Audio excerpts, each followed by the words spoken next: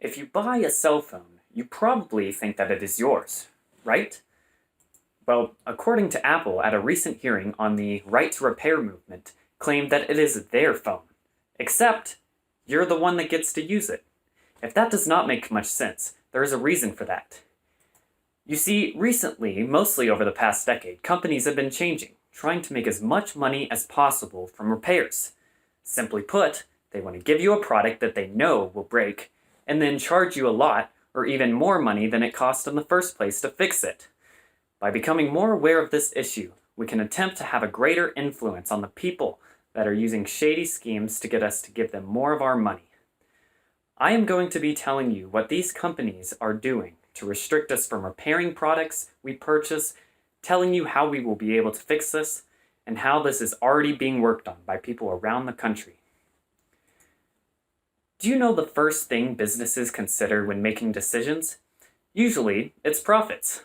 Large companies have always had different ways to try to make as much money off us as possible to account for their growth. Recently, one of the methods they use has been making money by designing your products to fail, and then repair them for money when they do.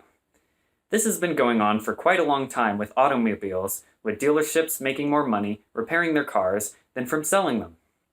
The same applies to Apple today. Most of their profits come from repairing their own phones. Even in the military, most machines they use cannot be repaired by themselves. They must ship it back to the United States to be fixed and then sent back.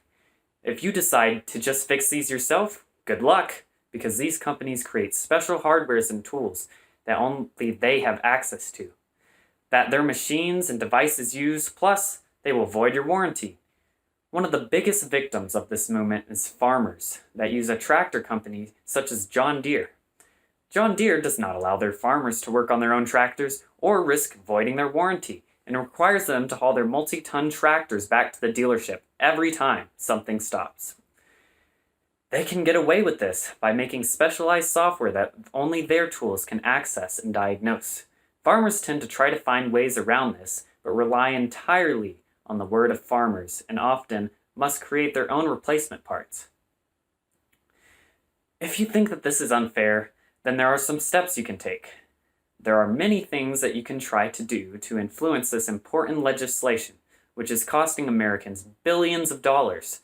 One of the things you can do is sign a petition in your state, or even choose political candidates that support your views.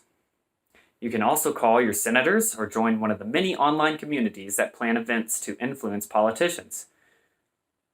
Another much simpler step you can take is to not fall for the schemes these big companies are pushing on us. For example, a repair at an Apple store that might cost you $500 to fix your phone could cost you $100 from another company. If you think that you should be able to repair your own devices without companies remotely disabling your device, then you are not alone.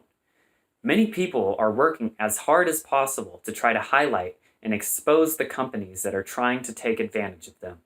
However, many have failed, and some have succeeded.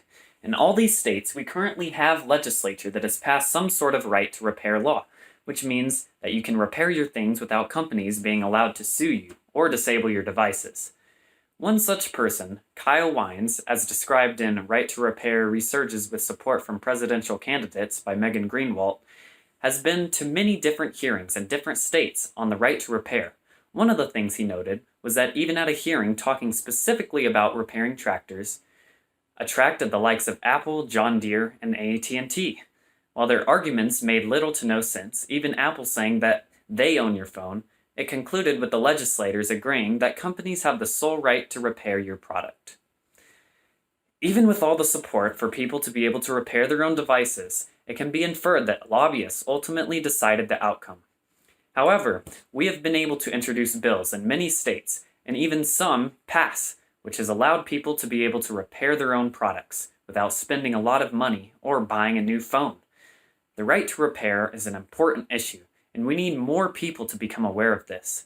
I have already told you how these companies restrict our rights in order to make money, how you will be able to change this, and also some of the things that we have been doing to change our society. Now you need to go out there and tell your friends and family about how the need to right to repair. Also, you can find more information about the steps you can take and sign a petition at repair.org.